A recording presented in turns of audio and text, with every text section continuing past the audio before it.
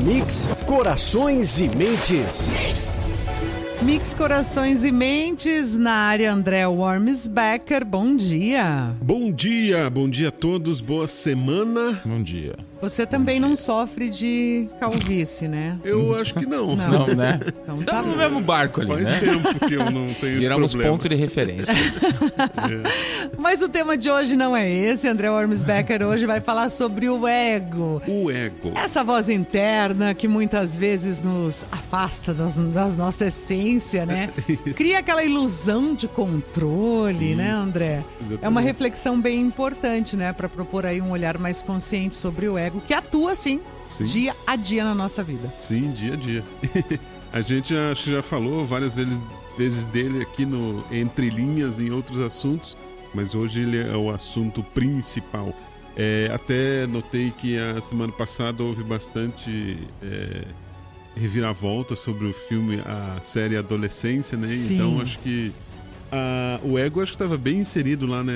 Deu até para tirar bons prints do ego daquela série, e até por isso que eu acho que eu me evidenciei esse tema para hoje.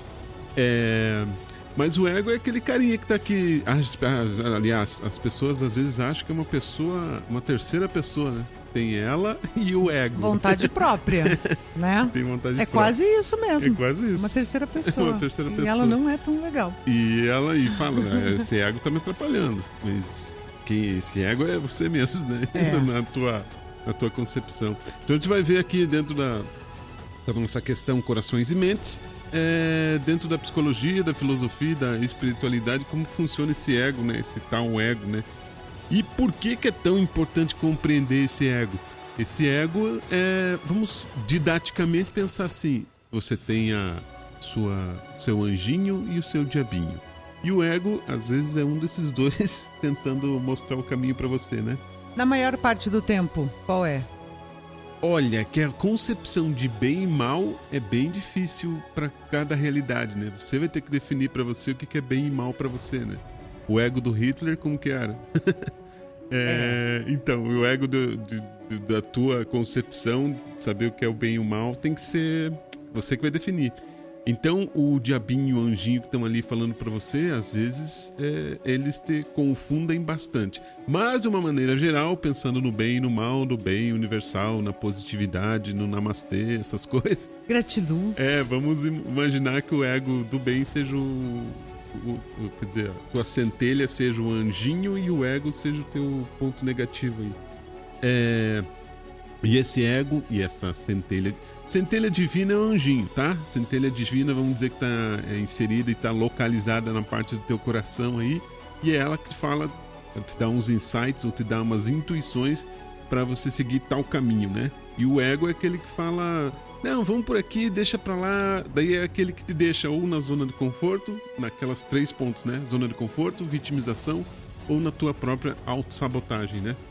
E o ego é aquele que te desvia às vezes do caminho e às vezes te coloca no caminho. E isso daí, como eu sempre falo aqui, é um paradoxo, né? Porque muitas pessoas falam: mas então não é pra eu ter ego.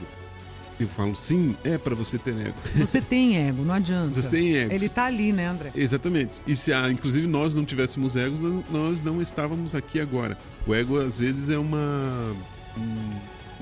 estalo, um acelerador para você seguir teu caminho que você tem que seguir, às vezes para você conquistar coisas e ir atrás das coisas, né? Por isso que às vezes você Pra não ser uma mosca morta. Isso. Entendi. Tem que ter um ego, Tem que ter. né? Tem que ter. Mas aí ele tem que ser dosado também, né? Quando a gente fala em em ego inflado, por exemplo, Sim. daí já passou do limite. Daí já passou, né? Daí você já quer dominar pessoas. Aí você se rendeu e- a ele, abraçou ele, se agarrou nele. Daí já não dá certo. Mas o ego tá lindo, tá?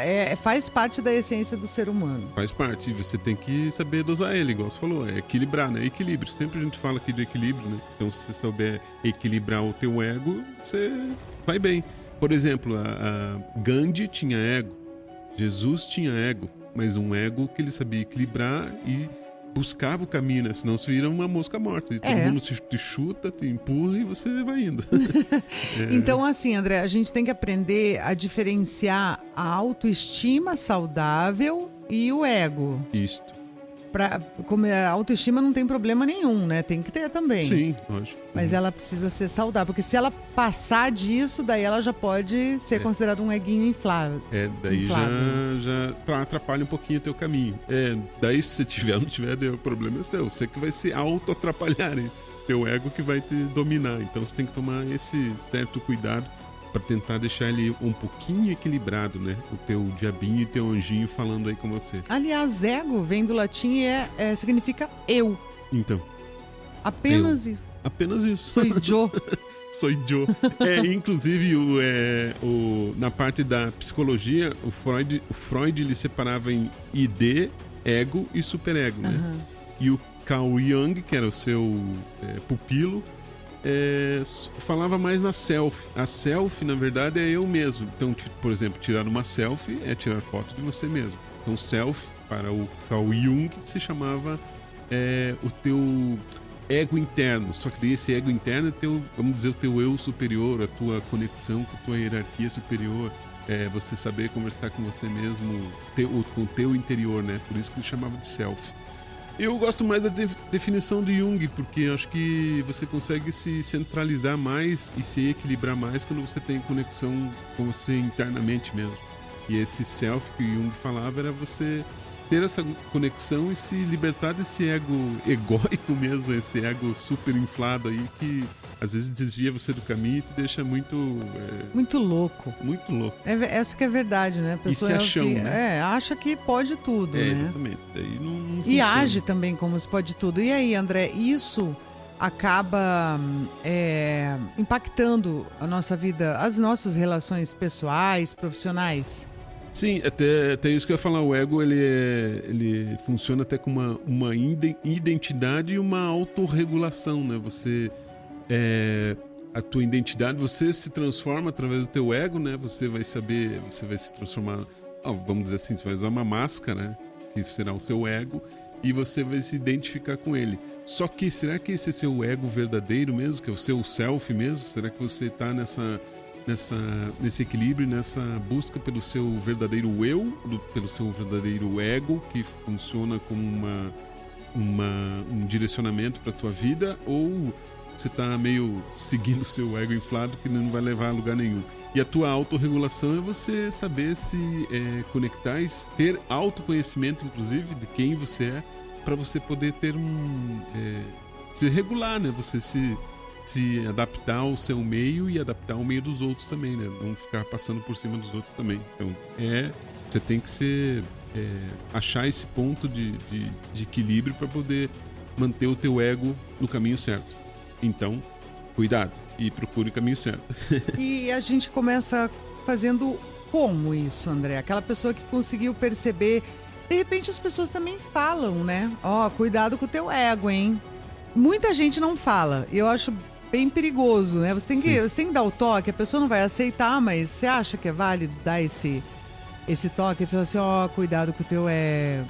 Quem é mais próximo, né? Eu acho que é bom, né? Às vezes as pessoas vivem numa realidade que elas acham que é a realidade delas e acaba atrapalhando muitos caminhos de outras pessoas.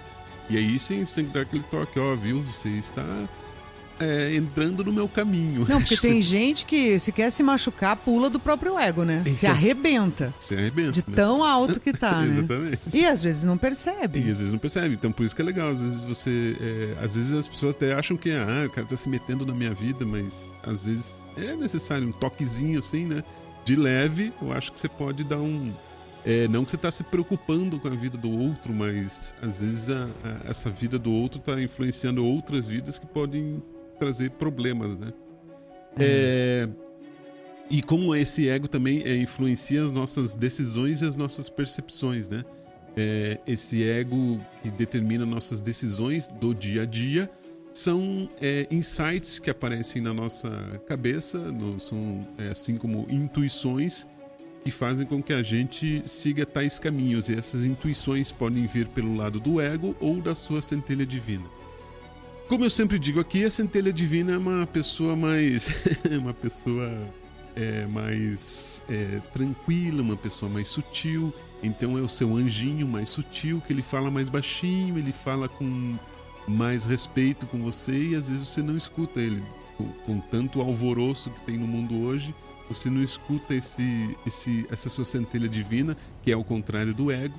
E o ego tá ali sempre gritando com você, né? Gritando, te incentivando a fazer às vezes coisas ruins, e você vai seguindo ele porque ele fala mais alto, né? Mas por isso você tem que dar uma paradinha e começar a ouvir a sua centelha divina em contraponto aí com o seu ego, né? Para ver quem tá falando mais alto para você. E se você se conectar melhor, sua centelha vai conseguir dominar sua vida, e de uma maneira boa, né? De uma maneira inteligente, né? Então siga a sua intuição, para que o seu ego não se fortaleça demais e você não se perca no seu caminho. Existem muitas tradições espirituais, como o budismo, o Vedanta, que falam bastante do ego, e a ideia do ego, para eles, é um ego, eles chamam de o eu separado, né? Uma ideia do eu de ilusão que eles têm lá naquelas religiões lá no Oriente, que é a ideia de uma alma separada, de um eu separado de você, que também te direciona para tais caminhos que são diferentes do teu caminho original. Por isso que eu falo assim, sempre a vida é uma programação, né? Você programou tudo para estar aqui, toda a tua vida é uma programação, tudo que acontece é uma programação, toda a sua vida é uma energia magnética que atrai, que repele, já é tudo programado, e o teu ego e a tua centelha divina estão tentando fazer com que você encontre o seu caminho nessa tua atração de coisas boas, ou nessa tua repulsa de coisas boas, né? Por isso que a ideia do eu separado e a busca pela transcendência lá naquelas religiões é quase igual aqui. É como você buscar suas orações, suas meditações internas, e descobrir que você tem um caminho para seguir com o seu ego. Mesmo com o seu pequeno ego do lado, você tem que carregar ele. Mas não esqueça que ele não é uma terceira pessoa, ele está dentro de você, ele é tua intuição aí, que te leva para tais caminhos. Então não esqueça de seguir um bom caminho, né, da tua vida, para que ela não seja totalmente perdida. E sempre lembre das 3 questões: da autossabotagem, da vitimização e da autossabotagem, vitimização e da zona de conforto. Esqueci da zona de conforto. Que é uma das mais acirradas aí, a zona de conforto, relacionada às vezes com preguiça, né? Não vou fazer porque não quero. Tá bom assim. Vou ver futebol, ou vou no bar. E daí se perde, né? Daí não funciona. E como que essa identificação do ego, né, gera esses sofrimentos pra gente, né? É exatamente isso que a gente vem falando. Quando você identifica que seu ego está se sobressaindo e está te trazendo, está te levando para caminhos diferentes, que não é a tua intuição que está mandando ali, você começa a tomar decisões talvez erradas, talvez se perca nessas 3 questões: a vitimização, zona de conforto e autossabotagem, que te levem a esses caminhos mais perigosos para a tua vida, né? E o ego vai te levar para esse caminho, vai alimentar essas informações, né? E vai te levar para caminhos perigosos. E o ego sempre te alimenta com o quê? Com medo, orgulho, inveja, comparação. O ego da comparação, acho que é um dos mais acirrados aqui da nossa era, né? Da nossa época. O ego, aquela coisa, né? A grama do vizinho é sempre mais verdinha, mais bonita, mais aparada. O carro dele é mais bonito, a casa dele é mais bonita, e assim vai. Então esse ego de comparação é perigosíssimo. O ego da inveja também é perigosíssimo, e do orgulho, e principalmente do medo, acho que é um dos piores, né? O ego do medo, que te cria medo, cria situações de medo para que você fique submisso, né? E fique refém de situações que você mesmo provoca e não te levam para lugar nenhum, né? E você acaba perdendo momentos da tua vida em que o ego falou mais alto e você se perde completamente. Você acha que tem pessoas que nascem já assim mais propensas a esse egocentrismo? Ou é muito do ambiente? Eu acho que são mais moldadas mesmo. Moldadas. Eu acho que a gente tem concepção de vida, assim, acho que a partir até os 7 anos de idade a gente tem uma vida, né? A partir dos 7 anos de idade acho que toma mais consciência. Lógico que isso é uma coisa geral, né? Não é uma afirmação que aos 7 anos você terá consciência da sua vida. Mas não, é uma concepção psicológica e sociológica geral que aos 7 anos você toma consciência da sua vida e a partir disso você é moldado, né? Com várias questões de religião, de pais, de escola, de sistema que moldam tudo isso em você. Aí você cria tuas crenças em si, que é o paradigma atual da nossa cultura, e acho que você é moldado para seguir regras que influenciam o seu ego, né? E você vai chegar nessa questão de você às vezes se perder do caminho e às vezes não seguir a tua intuição. É o que eu já falei até, acho que no conto passado eu falei, às vezes é aquele caminho que os pais, né, querem que o filho seja um advogado, um médico famoso, mas o filho só quer ser pintor, cara. Ele só quer ou tocar um piano ali que ele adora e toca muito bem. Tem vários vídeos na internet de, inclusive, crianças, quase nenê, tocando um piano perfeitamente, tocando algum instrumento musical perfeitamente, e às vezes é um dom que já é uma indicação, uma intuição ali da centelha divina dizendo, eu sou músico, hein? E eu vou ser um bom músico, então não me atrapalhe, por favor. Aí pode ser que o ego até do pai atrapalhe, né? Exatamente. Porque o pai quer que ele seja médico, mas o cara é um ótimo músico. E às vezes está ali o ego mostrando as suas... dos dois lados, né? Mostrando as suas brigas e suas diferenças ali. E também a gente tem que tomar cuidado com o ego do apego e o ego de opiniões e o ego das crenças, né? O ego do apego é esse apego material que você tem com tudo aqui do planeta Terra, né? Que você não consegue se desvencilhar desse ego de ter coisas, desse ego de conquistar coisas. É errado? Não é, tá certo, você tem que conquistar mesmo, mas de uma maneira que seja digno para você, né? Não que seja só por ostentar coisas, aí não vale muito, né? Esse ego do apego que você tem que ter carro, uma casa linda, casas na praia, avião, helicóptero e o resto. E o que você veio fazer aqui na Terra é aquela pergunta que a gente sempre faz aqui, né? O que você está fazendo aqui? Qual que é o seu objetivo de vida aqui no planeta? Que daí não tem nada a ver com esse ego maluco, né? O ego do apego e das opiniões, das crenças, aquele ego de opinião que te manda, né? Que manda em você, que manda nos outros. Aí é bem perigoso. A gente também tem um ego como um mecanismo de defesa e também com defesa contra o desconhecido, né? O ego que a gente usa, o ego como defesa do desconhecido até uma ferramenta boa para você também cuidar-se com coisas que você não conhece. Então o ego às vezes ali é uma forma, até uma ferramenta de mostrar um certo cuidado com a sua vida para que você não siga caminhos estranhos e acabe prejudicando tua própria vida, né? E a prática de você conseguir estabelecer uma boa comunicação com o seu ego que está dentro de você e não é essa terceira pessoa que está do seu lado e é você saber aquelas coisas que a gente sempre fala aqui, saber meditar, saber ter autoconhecimento e desapego com tudo que você tem na vida, né? E o desapego é complicado porque o desapego envolve também amor, né? Se você ama demais, que às vezes causa até vira até uma certa patologia, você acaba se apegando demais a coisas terrestres aqui e isso influencia a questão do teu ego e você pode ficar preso aqui ou prender pessoas que devem se libertar aqui da energia terráquea, né? E o ego está envolvido nisso. Então o ego e a centelha divina são dois atores que estão aí dentro de você e que você tem que saber equilibrar, né? E o papel da humildade e da empatia nesse processo é você saber ser humilde e trabalhar com humildade com o seu ego.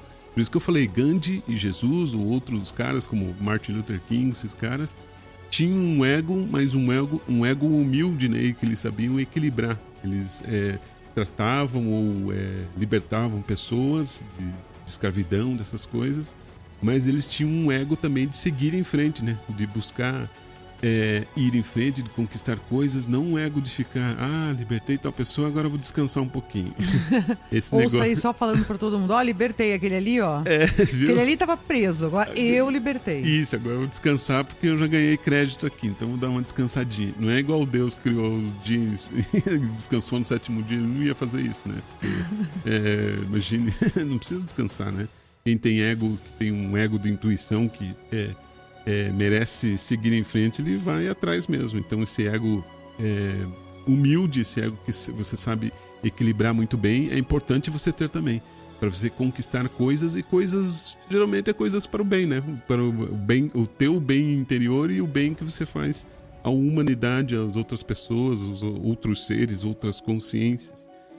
Então a gente tem que ter essa conexão com o ego de uma maneira equilibrada, para que tudo saia bem, que tua vida flua de uma maneira perfeita. E aí o paradoxo, né? Precisamos do ego, mas não devemos ser escravos dele.